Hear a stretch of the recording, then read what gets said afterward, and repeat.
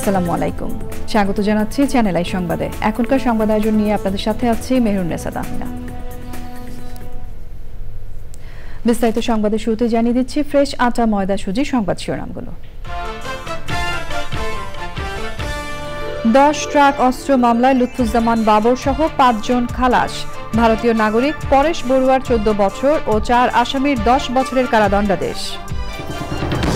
চলতি বছরের জুলাই আগস্টের মধ্যেই নির্বাচন আয়োজন সম্ভব বলছে বিএনপি। দেরি হলে রাজনৈতিক অর্থনৈতিক সংকট বাড়বে মন্তব্য।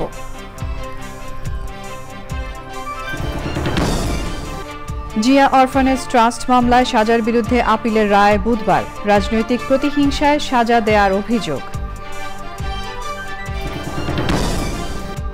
লন্ডনে চিকিৎসাধীন বেগম খালেদা জিয়ার স্বাস্থ্যের অবস্থা আগের চেয়ে ভালো। শুক্রবার বিস্তারিত জানাবেন চিকিৎসকরা।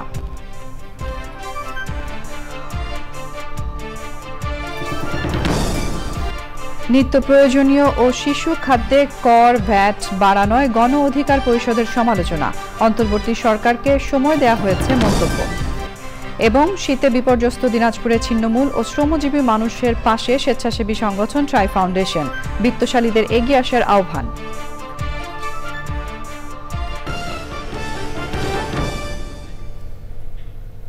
এছাড়াও নিটোল টাটা বিশেষ সংবাদে যা থাকছে।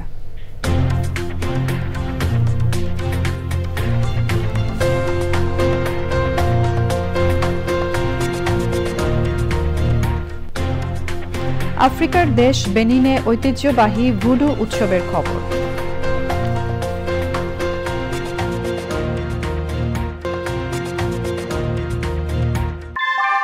অনেকদিন থেকে আমার ইচ্ছা ছিল যে গিটার শিখবো। আমি যেহেতু স্টুডেন্ট, একবারে এতগুলো টাকাও ম্যানেজ করা সম্ভব হবে না। জানতে পারলাম বাবার মাধ্যমে যে বিকাশে সেভিংস করা যায়। এটা সবথেকে ভালো লাগে যে কম অ্যামাউন্ট দিয়েই করা যায়। ক্যাশ আউট করতে গেলে কোনো চার্জ লাগে না। বিকাশ অ্যাপে ডিপিএস টাকা জমায় সারা দেশ। সংবাদ শিরোনামগুলো জানাচ্ছিলাম। এখনকার এই সংবাদ আয়োজন একই সঙ্গে চ্যানেল আই এর ইউটিউব চ্যানেলে এবং চ্যানেল আই এর ওটিটি প্ল্যাটফর্ম আই স্ক্রিনে লাইভ স্ট্রিম হচ্ছে। এবার যাচ্ছে বিস্তারিত প্রসঙ্গে। বহুল আলোচিত চট্টগ্রামে 10 ট্রাক অস্ত্র আইনে করা মামলায় যাবজ্জীবন সাজাপ্রাপ্ত সাবেক স্বরাষ্ট্র প্রতিমন্ত্রী লুৎফুজ্জামান বাবর সহ 5 জনকে খালাস দিয়েছেন হাইকোর্ট। তবে ভারতের নাগরিক পলাতক পরেশ বড়ুয়াকে 14 বছরের সাজা সহ আরও 4 আসামিকে 10 বছর করে কারাদণ্ডাদেশ দিয়েছেন আদালত। আইনজীবীরা জানিয়েছেন এই রায়ের ফলে লুৎফুজ্জামান বাবরের মুক্তিতে কোনো আইনি বাধা নেই। মাজহারুল হক মান্নার রিপোর্ট। 2004 সালের 1 এপ্রিল সিইওএফএল ঘাট থেকে আটক করা হয় 10 ট্রাক ভর্তি অস্ত্রের চালান।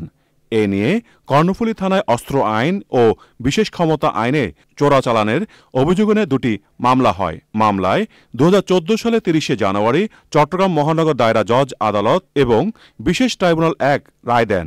এর মধ্যে অস্ত্র চোরাচালান মামলার রায়ে ফাঁসি কার্যকর হওয়া সাবেক শিল্পমন্ত্রী ও জামায়াতে ইসলামের আমির মতিউর রহমান নিজামী, সাবেক স্বরাষ্ট্র প্রতিমন্ত্রী লুৎফুজ্জামান বাবর, ভারতের বিচ্ছিন্নতাবাদী সংগঠন উলফার সামরিক কমান্ডার পরেশ বড়ুয়া এবং 2টি গোয়েন্দা সংস্থার ঊর্ধ্বতন কর্মকর্তা সহ 14 জনকে মৃত্যুদণ্ডাদেশ দেওয়া হয়। হাইকোর্ট চোরাচালানের অভিযোগে করা মামলায় বাবর সহ কয়েকজনকে খালাস দেন। পরে অস্ত্র আইনে করা অন্য মামলায় আপিল শুনানি শেষে রায় দেন বিচারপতি মোস্তফা জামান ইসলাম ও বিচারপতি নাসরিন আক্তারের বেঞ্চ। জনাব লুৎফুজ্জামান বাবরের জেল থেকে মুক্তি পেতে আর কোনো বাধা থাকলো না। লুৎফুজ্জামান বাবর তিনি বাংলাদেশের সরকারের একসময় গুরুত্বপূর্ণ ব্যক্তি ছিলেন, যাবজ্জীবন থেকে খালাস পেয়েছেন। এখন আর জেল থেকে মুক্তি পেতে তার কোনো বাধা থাকবে না। এই 5 জন যাদের সাজা হয়েছে তার মধ্যে পরেশ বড়ুয়ার সাজা হয়েছে 14 বছর। কোন যুক্তিতে সাবেক স্বরাষ্ট্র প্রতিমন্ত্রী লুৎফুজ্জামান বাবরকে খালাস দেওয়া হয়েছে তার ব্যাখ্যা দেন আইনজীবী। এই কন্ট্রাডিক্টরি রিপোর্টগুলো তিনি আমলে নিয়েছেন। 5 জনকে জেলে নিয়েছেন, এই কথার কোনো সত্যতা খুঁজে পাওয়া যায় নাই। তাকে এইভাবে রাজনৈতিকভাবে হেনস্থা করার প্রধান কারণ ছিল তিনি তৎকালীন মাননীয় প্রধানমন্ত্রী বেগম খালেদা জিয়ার বিশ্বস্ত একজন মন্ত্রী ছিলেন। আইনজীবীরা জানিয়েছেন যেসব আসামির সাজা শেষ হয়ে গেছে তারা আইন অনুযায়ী মুক্তি পাবেন। মাজহারুল হক মান্না, চ্যানেল আই, ঢাকা। তথ্য গোপন ও ক্ষমতার অপব্যবহারের মাধ্যমে ঢাকার পূর্বাচল নতুন শহর প্রকল্পে 10 কাঠা করে মোট 60 কাঠার প্লট বরাদ্দ নেওয়ার অভিযোগে সাবেক প্রধানমন্ত্রী শেখ হাসিনা ও তার ছেলে সজীব ওয়াজেদ জয়ের বিরুদ্ধে পৃথক দুটি মামলা করেছে দুর্নীতি দমন কমিশন দুদক। দুই মামলায় আসামি করা হয়েছে গণপূর্ত মন্ত্রণালয় ও রাজুকের 23 কর্মকর্তাকেও। রোকসানা আমিনের রিপোর্ট। পূর্বাচল নতুন শহরের সেক্টর 27-এর কূটনৈতিক জোনের 203 নম্বর সড়কে রাজুকের প্লট বরাদ্দে অনিয়ম জালিয়াতির অভিযোগে ক্ষমতাচ্যুত সাবেক প্রধানমন্ত্রী শেখ হাসিনা ও তার ছেলে সজীব ওয়াজেদ জয়কে প্রধান আসামি করে পৃথক দুটি মামলা করেছে দুদক। দুপুরে প্রধান কার্যালয়ে আয়োজিত ব্রিফিংয়ে মামলা দুটির বিস্তারিত তুলে ধরেন দুদক মহাপরিচালক। আত্মপক্ষ সমর্থনের জন্য আমাদের যে আইনানুগ প্রক্রিয়া আছে এবং ফৌজদারি কার্যবিধিতে যে ধরনের সুযোগ রাখা হয়েছে সেগুলো সব প্রক্রিয়ায় অনুসরণ করা হয়েছে। এখন তদন্তকারী কর্মকর্তা নিয়োগ করা হবে এবং সংশ্লিষ্ট সাক্ষী এবং অভিযোগ সংশ্লিষ্ট ব্যক্তি সবাইকে জিজ্ঞাসাবাদ করবে। সোমবার শেখ হাসিনা ও ভাগ্নি টিউলিপ সিদ্দিকীকে সহযোগী করে শেখ রেহানা ও তার ছেলে রাদওয়ান সিদ্দিক ববি ও মেয়ে আজমিনা সিদ্দিককে প্রধান আসামি করে 3টি মামলা করে দুদক। এর সাথে সংশ্লিষ্ট সবাইকেই আইনের আওতায় আনা হবে বলে এ সময় তুলে ধরেন ডিজি।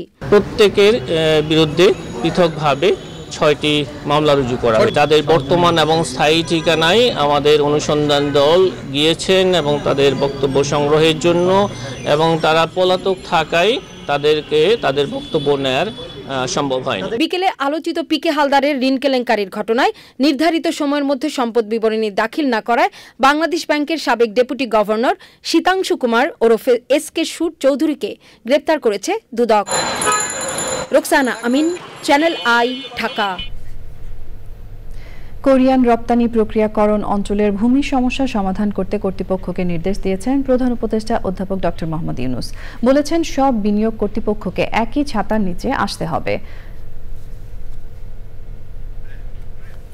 রাষ্ট্রীয় অতিথি ভবন যমুনায় ইয়ং ওন কর্পোরেশনের চেয়ারম্যান কি হাক সুং এবং শীর্ষস্থানীয় বেশ কয়েকজন বিদেশি বিনিয়োগকারী দেখা করতে গেলে প্রধান উপদেষ্টা তাকে এসব কথা বলেন। বিদেশি বিনিয়োগকারীরা বাংলাদেশের বিনিয়োগ পরিস্থিতির উন্নয়নে প্রধান উপদেষ্টার সহায়তা কামনা করেন। প্রধান উপদেষ্টা বিনিয়োগকারীদের জানান, আগামী 6 ফেব্রুয়ারির মধ্যে কোরিয়ান ইপিজেডে জমি সমস্যার সমাধান হবে।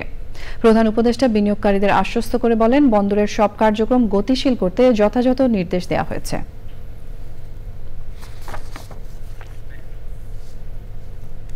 প্রধান উপদেষ্টা জাতীয় নির্বাচনের যে সময়সীমা ঘোষণা করেছেন নির্বাচন কমিশন সেই অনুযায়ী প্রস্তুতি নিচ্ছে বলে জানিয়েছেন কমিশনের সিনিয়র সচিব আক্তার আহমেদ। জাতিসংঘের আবাসিক সমন্বয়কারী গুয়েন লুইস বলেছেন, নির্বাচন ইস্যুতে ইসির পক্ষ থেকে যেসব কারিগরি সহযোগিতা চাওয়া হয়েছে তা মূল্যায়ন করে প্রস্তাব পাঠাবেন তারা। নাজিব বেগের রিপোর্ট। সকালে নির্বাচন কমিশনে প্রথমে প্রধান নির্বাচন কমিশনার, এরপর নির্বাচন কমিশনার এবং সবশেষ কমিশন সচিবের সাথে বৈঠক করে ইউএনডিপির প্রতিনিধি দল। বৈঠক শেষে জানানো হয়, আগামী সংসদ নির্বাচন নিয়ে বেশ কিছু বিষয়ে ইউএনডিপির কাছে সহযোগিতা চেয়েছে ইসি। ইসির পক্ষ থেকে ইউএনডিপির কাছে প্রযুক্তিগত প্রশিক্ষণ সহ বেশ কিছু বিষয়ে সহযোগিতা চাওয়া হয়েছে।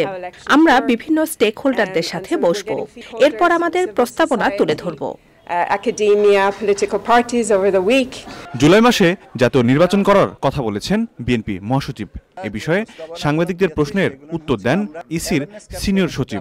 উনি যেটা বলেছেন আপনি জানেন, আপনি একটা বলতে পারবেন।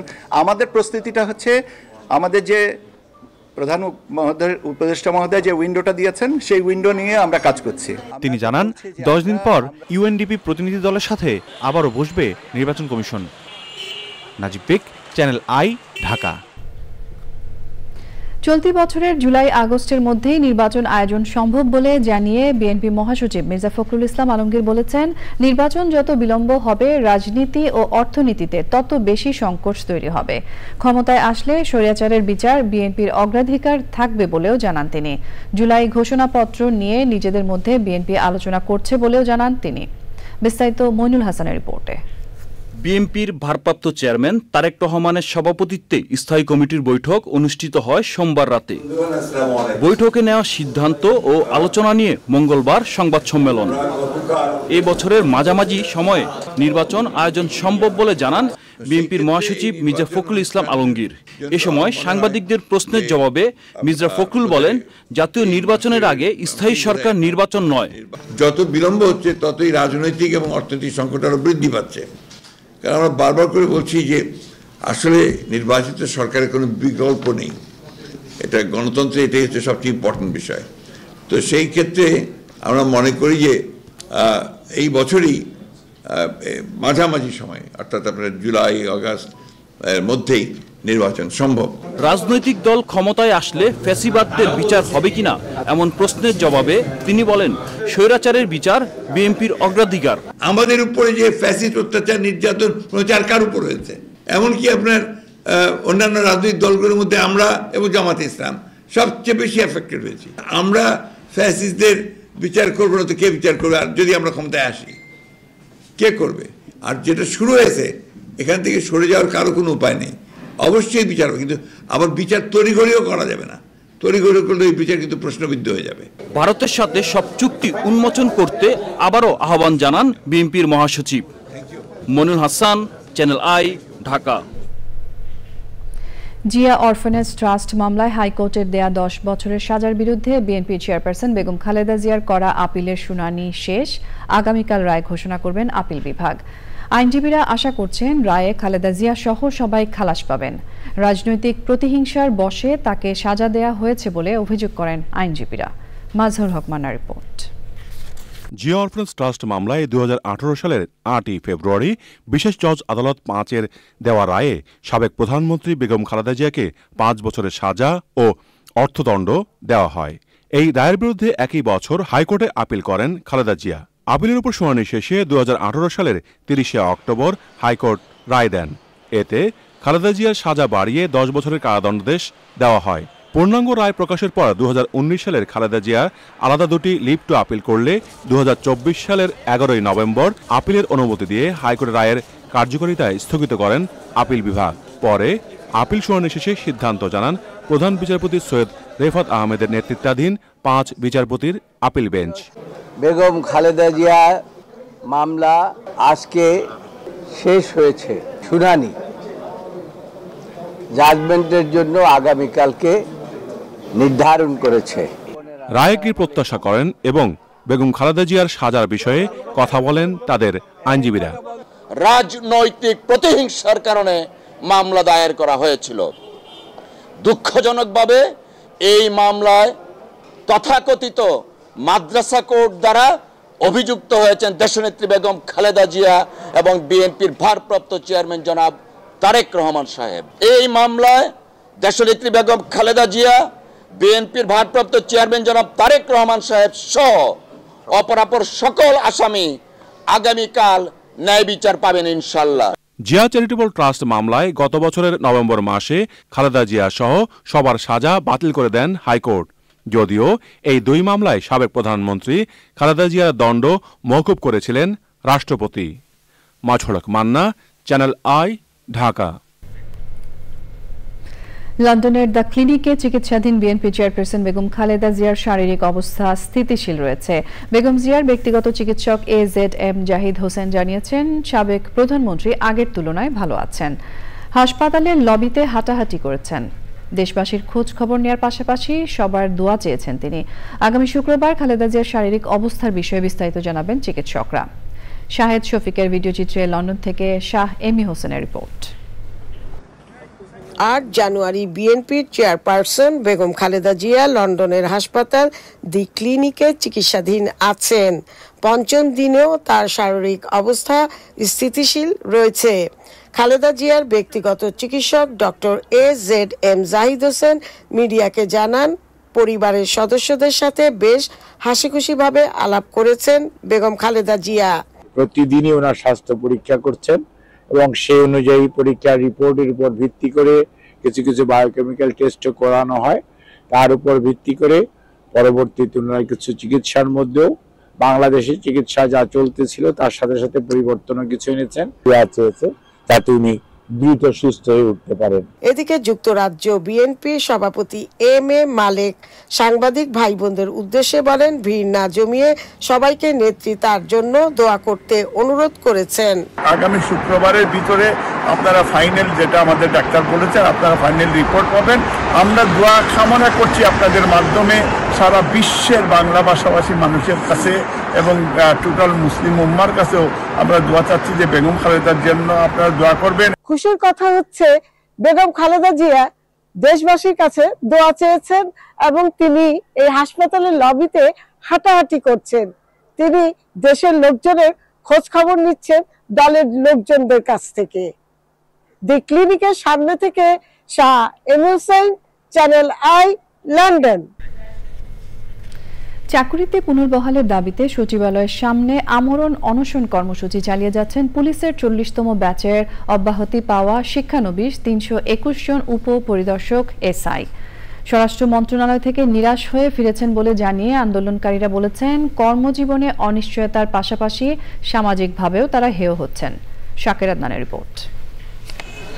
শৃঙ্খলা ভঙ্গের অভিযোগে রাজশাহীর সারদা পুলিশ একাডেমিতে প্রশিক্ষণ চলার সময় পুলিশের 40তম ক্যাডেট ব্যাচের শিক্ষানবিশ 321 জন এসআইকে অব্যাহতি দেয়া হয়।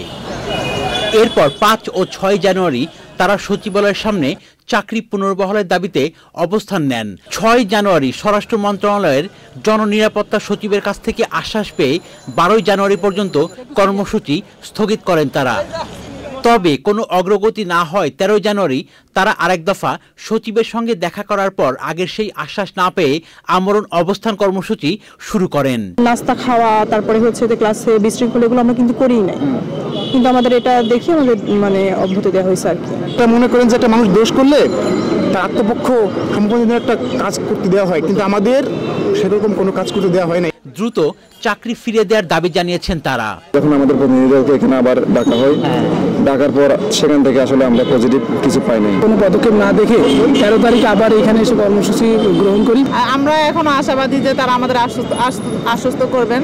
62তম কারারক্ষী ও মহিলা কারারক্ষী পদে নিয়োগ না পাওয়া 48 জন এবং বিদেশ থেকে মেরিন ইঞ্জিনিয়ারিং এর উপর সরকারি স্কলারশিপ নিয়ে উচ্চতর প্রশিক্ষণ নেওয়া 17 জনকে সনদপত্র না দেয়ায় সচিবালয়ের সামনে অবস্থান কর্মসূচি পালন করছেন আন্দোলনকারীরা।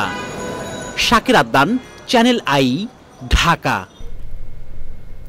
নিত্য প্রয়োজনীয় ও শিশু খাদ্যের মতো পণ্যের উপর সম্পূরক কর ও ভ্যাট বৃদ্ধির তীব্র সমালোচনা করেছে গণ অধিকার পরিষদের একাংশ। তারা বলেছেন, এক লাফে এত ভ্যাট বৃদ্ধির ঘটনায় রাজনৈতিক দল ক্ষমতায় থাকলে আন্দোলনে নামত মানুষ। তবে ইউনূস সরকারকে নীতিগত কারণে সময় দিয়েছেন বলে জানান তারা। জান্নাতুল বাকিয়া কেকার রিপোর্ট। নিত্য প্রয়োজনীয় বেশ কিছু পণ্যের উপর ভ্যাট ও সম্পূরক শুল্ক বাড়ানোর প্রতিবাদে পল্টনে গণ অধিকার পরিষদের একাংশের সংবাদ সম্মেলন। সংবাদ সম্মেলনে বিস্কুট, রেস্তোরাঁয় খাবার, চশমা, আম, কলা, লেবু সহ বিভিন্ন ফলমূলের ওপর শুল্ক আরোপ, সার্কভুক্ত দেশগুলোতে ভ্রমণ কর বৃদ্ধি ও মুঠোফোনে কথা বলার ক্ষেত্রে খরচ বাড়ানোর সমালোচনা করেছে গণ অধিকার পরিষদ। বিস্কুট শুধু বড় লোকের খাবার, আমাদের দেশে উৎপাদিত বিস্কুট গরিব লোকেরও, সাধারণ জনসাধারণের খাবার।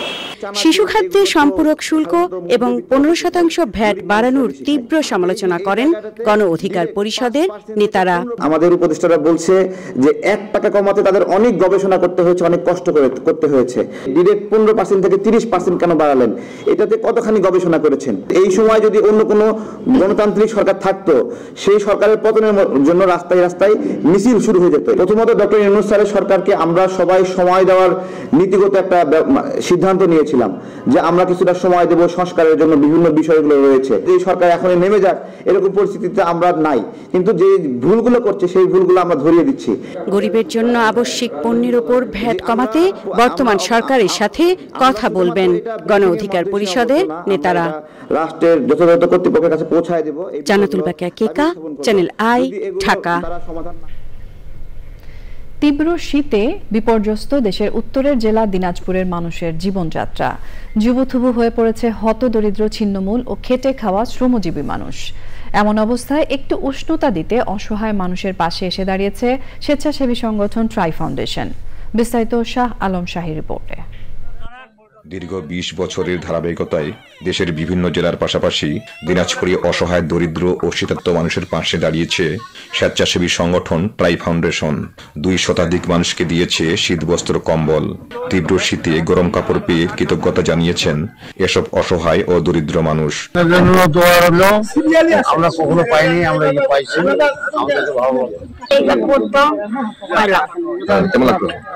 আলহামদুলিল্লাহ ভালো লাগছে। আল্লাহ তাদের ভালো রাখুক, সুস্থ রাখো, আল্লাহ আরো দোয়া দান করুক। শহরের চাউলিয়াপট্টিতে জনস্বাস্থ্য প্রকৌশল অধিদপ্তরের স্টাফ কোয়ার্টারের মাঠে ট্রাই ফাউন্ডেশনের সহায়তায় এই শীতবস্ত্র ও কম্বল বিতরণ করা হয়। প্রতি বছর এসব অসহায় ও শীতার্ত মানুষগুলোর পাশে দাঁড়ানোর জন্য ট্রাই ফাউন্ডেশনকে অভিনন্দন জানিয়েছেন স্থানীয় বিশিষ্টজনেরা। ট্রাই ফাউন্ডেশন এই শীতার্ত মানুষের পাশে দাঁড়িয়েছে, এই জন্য ট্রাই ফাউন্ডেশনকে ধন্যবাদ জানাই। কারণ প্রতি বছরই আমরা দেখি এই ধরনের আপনার অনুষ্ঠান আয়োজন হয়ে থাকে। শীতার্ত মানুষের পাশে দাঁড়ানোয় ট্রাই ফাউন্ডেশনকে ধন্যবাদ জানিয়েছে প্রশাসনের কর্মকর্তারাও। যারা প্রান্তিক শিশু এবং বয়স্ক এবং খেটে খাওয়া মানুষ, তাদের এই যে শীতের জন্য যে কষ্ট, সে কষ্ট লাঘবে ট্রাই ফাউন্ডেশন যেভাবে এগিয়ে এসছে, আমি বিশ্বাস করি এটি নিঃসন্দেহে মহৎ একটি উদ্যোগ। তীব্র শীতে দেশের প্রত্যন্ত অঞ্চলের শীতার্ত ও অসহায় মানুষের পাশে বিত্তশালীদের দাঁড়ানোর আহ্বান জানিয়েছেন ট্রাই ফাউন্ডেশনের সদস্যরা। শাহ আলম শাহী, চ্যানেল আই, দিনাজপুর। এবারে জানাবো বিপিএল এর আপডেট। এসব দেশ বদলাই, পৃথিবী বদলাই, আবার এলো বিপিএল, এলো বিপিএল। ঢাকা ও সিলেট পর্ব শেষে বিপিএল এর উত্তাপ এখন চট্টগ্রামে। বৃহস্পতিবার থেকে খেলা শুরু হবে বন্দরনগরীর মাঠে। আসরের দ্বিতীয় ধাপ শেষেও পয়েন্ট টেবিলে একক আধিপত্য ধরে রেখেছে রংপুর রাইডার্স। ব্যক্তিগত সাফল্যে বিদেশিদের ছাপিয়ে ২২ গজে রাজত্ব করছেন বাংলাদেশি ক্রিকেটাররা। বিপিএল সিলেট পর্বের রিভিউ করেছেন আরিফ চৌধুরী। লীগ পর্ব আর নকআউট পর্ব মিলিয়ে মোট ৪৫ ম্যাচের এই টুর্নামেন্টের ২০ ম্যাচই শেষ। সর্বোচ্চ ৭টি করে লিগ ম্যাচ খেলেছে রংপুর আর ঢাকা। ৭ ম্যাচের সবগুলোতেই জয়। এখন পর্যন্ত শতভাগ সাফল্য পাওয়া একমাত্র দল রংপুর রাইডার্স। পাক্কা ১৪ পয়েন্ট তুলেই চট্টগ্রামে গেছে রাইডাররা। ব্যক্তিগত পারফরম্যান্সে ধারাবাহিক আধিপত্য বাংলাদেশি ক্রিকেটারদের। রান তোলা ব্যাটসম্যানদের সেরা ৫ তালিকার ৪ জনই বাংলাদেশের। সিলেট স্ট্রাইকার্সের ওপেনার জাকির হাসান ৬ ম্যাচে ২৫১ রান তোলে তালিকার শীর্ষে আছেন। এর মধ্যে নট আউট ৭৫ রানের একটা ইনিংস খেলে সিলেটের জয়ে ভূমিকা রাখেন এই হার্ড হিটার। আরেকটি ইতিবাচক দিক দেখাচ্ছেন বাংলাদেশিরা। টুর্নামেন্টের শুরু থেকেই মান ধরে রেখে বল করছেন তাসকিন, তানজিব, আবু হায়দার, রনিরা। এদের মধ্যে তাসকিন আহমেদ আলাদা। ঢাকার পর সিলেটেও সেটি দেখা গেছে। ৬ ম্যাচে ১৪ উইকেট শিকার করে তাসকিনই বিপিএলের টপ উইকেট টেকার। ব্যক্তিগত সাফল্যে সিলেটে গিয়ে হারানো আত্মবিশ্বাস ফিরিয়ে এনেছেন দুই বাংলাদেশি ওপেনার লিটন দাস ও তানজিদ হাসান। দুজনের অবিশ্বাস্য ব্যাটিং তাণ্ডব উত্তাল করেছে সিলেট স্টেডিয়াম। রেকর্ডের পাতায় ঝড় তুলে লিটন ৪৪ বলে আর তানজিদ সেঞ্চুরি পূর্ণ করেন ৬২ বলে। পরিপূর্ণ টি-20 উপযোগী ব্যাটিংয়ে সবচেয়ে লাভবান তাদের দল। টানা হারতে থাকা ঢাকা ক্যাপিটালস দেখেছে প্রথম জয়ের মুখ। দুদিন বিরতি দিয়ে বিপিএল টি-20-র ঢেউ পৌঁছে গেছে চট্টগ্রামে। ভক্তদের অপেক্ষা বৃহস্পতিবারের। Arif Chowdhury, sports desk, channel I. সংবাদের এ পর্যায়ে আমরা নিচ্ছি একটা বিরতি এবং বিরতির পর আরো যা থাকছে। ট্রাম্পের বিরুদ্ধে ২০২০ সালের নির্বাচনী ফলাফল পাল্টে দেওয়ার অপচেষ্টার অভিযোগ। বিজয়ী না হলে ফৌজদারি অপরাধে অভিযুক্ত হতেন মন্তব্য। দেশের পরিসংখ্যান ব্যবস্থাপনা যুগোপযোগী করতে পরিসংখ্যান ব্যুরোতে আধুনিক ডেটা ওয়ারহাউস প্রতিষ্ঠার উদ্যোগ নেওয়া হয়েছে। Capacity building of statistics service based on platform প্রকল্পের মাধ্যমে এটি বাস্তবায়িত হবে। রাজধানীর আগারগাঁওয়ে পরিসংখ্যান ব্যুরো মিলনায়তনে প্রকল্পের পরিচিতিমূলক কর্মশালায় এই তথ্য জানানো হয়েছে। প্রকল্পের মাধ্যমে কেন্দ্রীয় তথ্য ভাণ্ডার প্রস্তুত করা হবে, যা বিভিন্ন উৎস থেকে আসা বৃহৎ ডেটা সংরক্ষণ, পরিচালনা ও বিশ্লেষণের জন্য ডিজাইন করা হয়েছে। এতে কেন্দ্রীয় স্থানে একই ফরম্যাটে সব ডেটা সংরক্ষণ করা যাবে। কর্মশালায় পরিসংখ্যান ও তথ্য ব্যবস্থাপনা বিভাগের সচিব মোহাম্মদ মাহবুব হোসেন, প্রকল্প পরিচালক কবির উদ্দিন আহমেদ সহ অন্যরা বক্তৃতা করেন। ইতিপূর্বে আমরা data analytics, big data analytics, তারপর আপনার বিজনেস ইন্টেলিজেন্স, এই কাজগুলো আমরা কখনো করতাম না। তাহলে আমাদের যে এক্সিস্টিং যে ডেটা রিপোজিটরি আছে, এটা ইউজ করে কিভাবে আমরা অধিকতর দ্রুততার সাথে আমরা অফিসিয়াল স্ট্যাটিস্টিক্স তৈরি করতে পারি, মূলত সেই কারণেই আমাদের এই প্রকল্পটা নেওয়া। 2020 সালের প্রেসিডেন্ট নির্বাচনে জোরপূর্বক ক্ষমতায় টিকে থাকার অপচেষ্টার দায়ে ডোনাল্ড ট্রাম্পের বিরুদ্ধে আবারও অভিযোগ উঠেছে। 2024 সালের প্রেসিডেন্ট নির্বাচনে বিজয়ী না হলে ট্রাম্প ফৌজদারি অপরাধে অভিযুক্ত হতেন বলে অ্যাটর্নি জেনারেল মেরিক গারল্যান্ডের বিশেষ পরামর্শক জ্যাক স্মিথের অনুসন্ধানে উঠে এসেছে। মঙ্গলবার গার্ডিয়ান তাদের প্রতিবেদনে উল্লেখ করে 2020 সালের নির্বাচনের ফলাফল পাল্টে দেওয়ার অপচেষ্টা চালান ডোনাল্ড ট্রাম্প। এর আগে 2024 সালের আগস্টে ট্রাম্পের বিরুদ্ধে নির্বাচনের ফলাফলে হস্তক্ষেপের অভিযোগ ওঠে। এবারে রয়েছে আইস্ক্রিন সাংস্কৃতিক সংবাদ।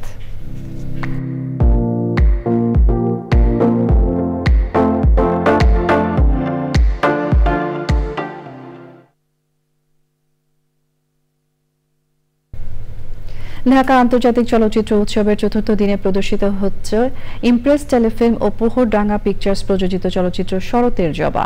প্রদর্শনী ঘিরে বাংলাদেশ জাতীয় জাদুঘরে উপস্থিত হয়েছিলেন নির্মাতা সহ কলাকুশলীরা। সুলতানা হিমো রিপোর্ট। একটা মৃত মানুষ কিভাবে একটা জীবিত মানুষকে মারবে? ঢাকায় চলছে 23তম ঢাকা আন্তর্জাতিক চলচ্চিত্র উৎসব। উৎসবের চতুর্থ দিন বাংলাদেশ প্যানোরামা বিভাগে প্রদর্শিত হল অভিনেত্রী কুসুম শিকদার পরিচালিত প্রথম সিনেমা শরতের জবা। ইমপ্রেস টেলিফিল্ম ও পোহরডাঙ্গা পিকচার্স প্রযোজিত চলচ্চিত্রটিতে অভিনয় করেছেন জিতু আহসান, ইয়াশ রোহান, নিদ্রা দে, নেহা, নরেশ ভূঁইয়া সহ অনেকে।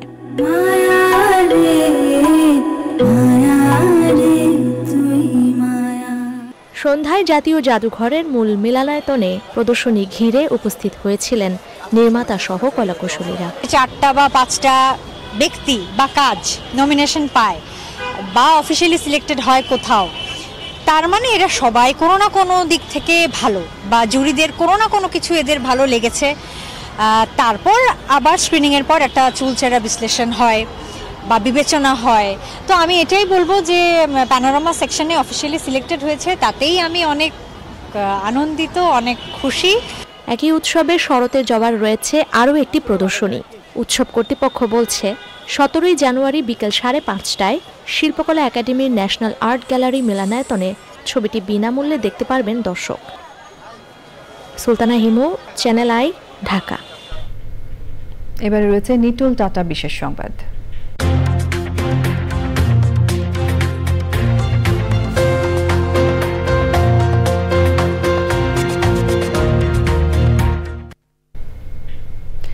আফ্রিকার দেশ বেনিনে ব্যতিক্রম ধর্মী ভুডু উৎসব হয়েছে।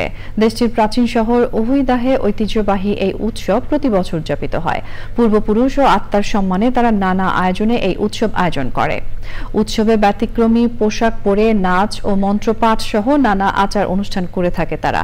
আয়োজকরা জানান বিভিন্ন দেশ থেকে অনেক পর্যটক উৎসব দেখতে আসেন। আফ্রিকা মহাদেশের আরও কয়েকটি দেশও এই উৎসব করে থাকে। এর মধ্যে রয়েছে নাইজেরিয়া, ইয়োরুবা, টোগো ও ঘানা।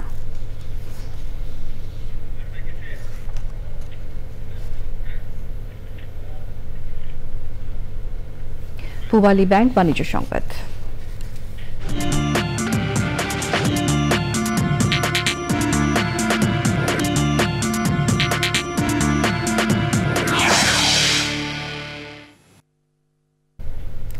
আগামী 2 থেকে 3 মাসের মধ্যে পাকিস্তানের সঙ্গে সরাসরি নিয়মিত বিমান চলাচল শুরু হবে বলে আশাবাদী দুই দেশের ব্যবসায়ীরা। ঢাকা সফররত federation of Pakistan chamber of commerce and ইন্ডাস্ট্রির সভাপতি আতিফ ইকরাম শেখ বলেন, বাংলাদেশের সঙ্গে নতুন যাত্রা চান তারা। সকালে হোটেল সারিনায় সাবেক বাণিজ্যমন্ত্রী আমির খসরু মাহমুদ চৌধুরীর সঙ্গে বৈঠক করে প্রতিনিধি দলটি। বৈঠক শেষে বিএনপির স্থায়ী কমিটির এই সদস্য বলেন, ব্যবসা বাণিজ্যে অহেতুক রাজনীতি টেনে আনায় অতীতে দুই দেশই সুফল পায়নি। বিএনপি ক্ষমতায় গেলে বাণিজ্যে সত্যিকার অর্থে উদারীকরণ নীতি গ্রহণ করবে। সংবাদে এরই সঙ্গে আমরা নিয়ে নিচ্ছি আরো একটা বিরতি, এবং বিরতির পর খেলার খবরে যা থাকছে। পাকিস্তান সুপার লিগ PSL এ দল পেলেন 3 বাংলাদেশি ক্রিকেটার। লিটন, রিশাদ ও নাহিদ রানাকে নিল আলাদা আলাদা 3 ফ্র্যাঞ্চাইজি।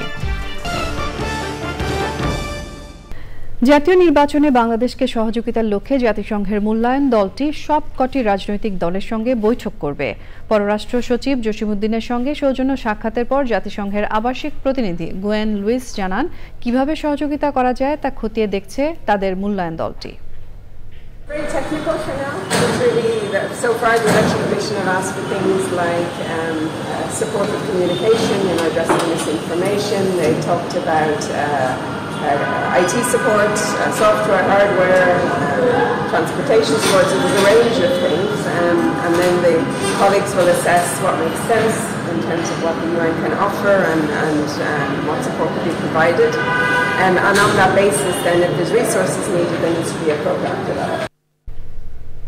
এবারে রয়েছে খেলার খবর।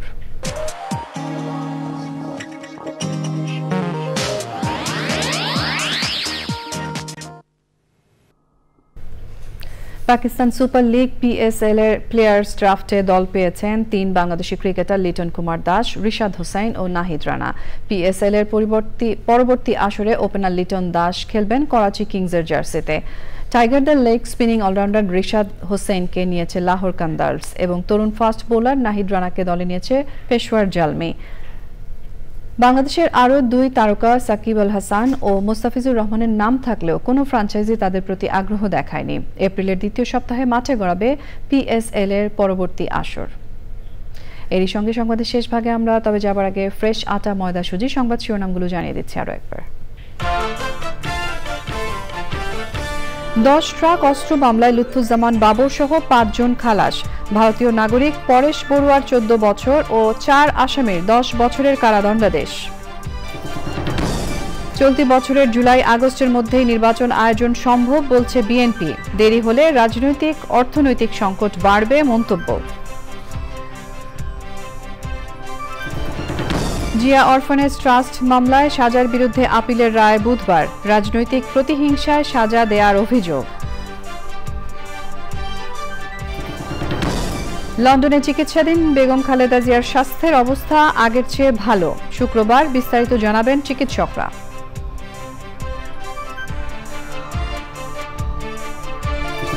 নিত্য প্রয়োজনীয় ও শিশু খাদ্যে কর ভ্যাট বাড়ানোয় গণ অধিকার পরিষদের সমালোচনা। অন্তর্বর্তী সরকারকে সময় দেওয়া হয়েছে মন্তব্য।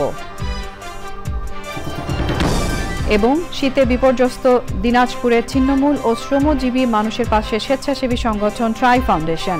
বিত্তশালীদের এগিয়ে আসার আহ্বান।